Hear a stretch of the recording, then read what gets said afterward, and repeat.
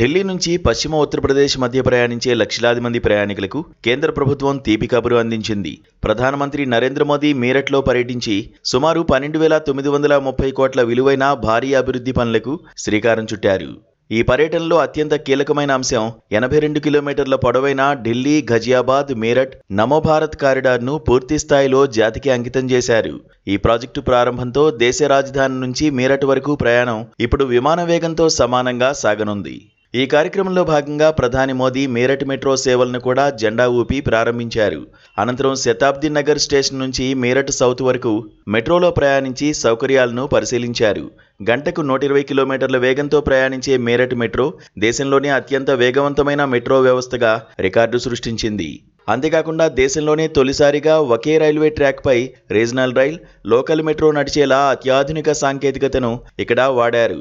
ఇది భారతీయ పట్టణ రవాణా వ్యవస్థలో ఒక సరికొత్త మైలురాయిగా నిలవనుంది. గతంలో ఢిల్లీలోని సరాయ్ కాలే ఖాన్ నుంచి మీరట్లోని మోదీపురం చేరుకోవడానికి దాదాపు 3 గంటల సమయం పట్టేది. కానీ ఈ కొత్త కారిడార్ వల్ల ఆ సమయం కేవలం 58 నిమిషాలకు తగ్గింది. ఇది సామాన్యుల సమయాన్ని ఆదా చేయడమే కాకుండా రోడ్డుపై వాహనాల రద్దీని, కాలుష్యాన్ని గణనీయంగా తగ్గిస్తుందని ప్రభుత్వం పేర్కొంది. ఈ ప్రాజెక్టు ద్వారా ఉత్తరప్రదేశ్ ఆర్థికాభివృద్ధికి కొత్త రెక్కలు రానున్నాయని, పారిశ్రామికంగా కూడా ఈ ప్రాంతం వేగంగా అభివృద్ధి చెందుతుందని నిపుణులు అభివర్ణిస్తున్నారు.